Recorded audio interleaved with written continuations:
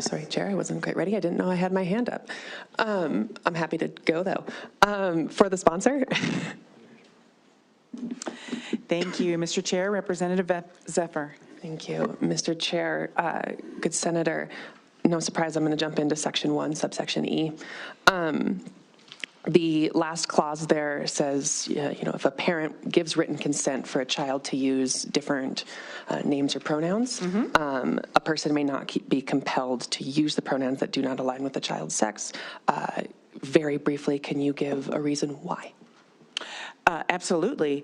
The court, again, there are several court cases now that have addressed the issue, and I would be happy to submit this article to you and the committee with the chair's permission.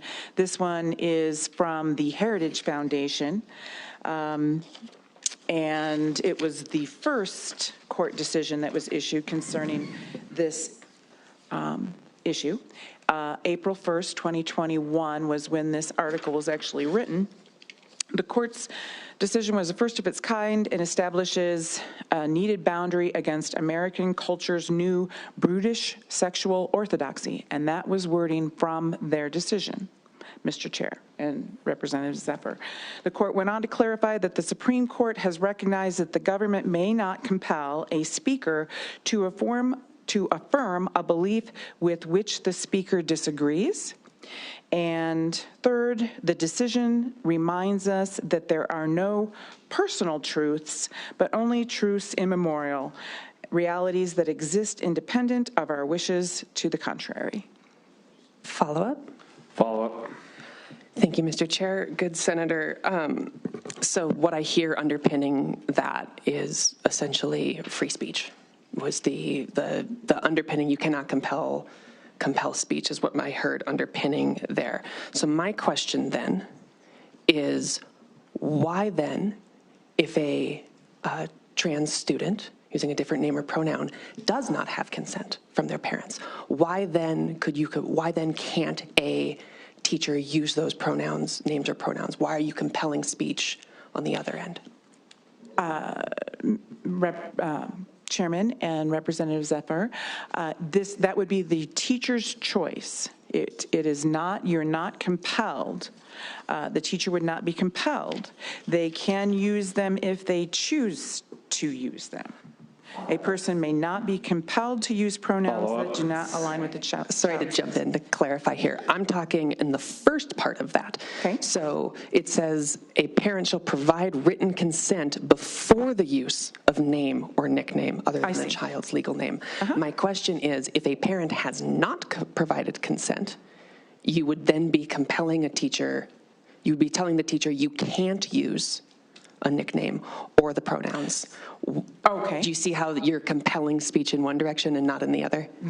Because that is the parent's right. I believe that is the parent's right of the minor child to determine, to make that decision on behalf of their minor child.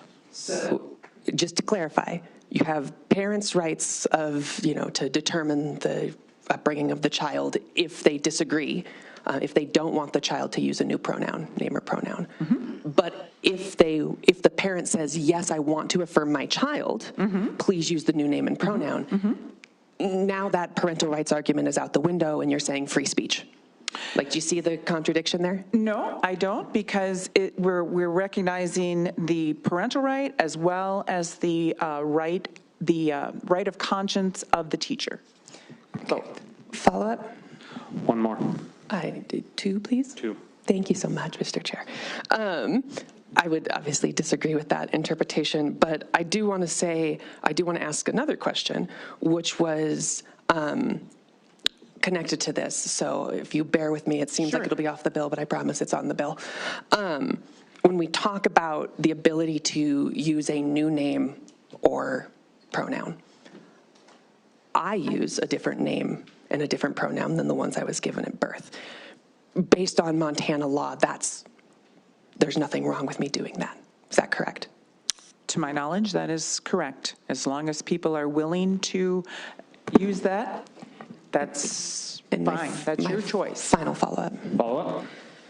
You mentioned, and other people have mentioned, Article 2, Section 15, which grants minors the same rights as adults, with the exception of laws that enhance the protection of such people. If a child wants to use a new name or pronoun at school, what protections, what enhanced protections are you providing that child, not the parents, what enhanced protections are you providing that child by denying them the ability to do so? I would refer you back to the court's decision. The decision reminds us that there are no personal truths, but only truths immemorial, realities that exist independent of our wishes to the contrary. Thank you, Mr. Chair. Representative Jay Hinkle.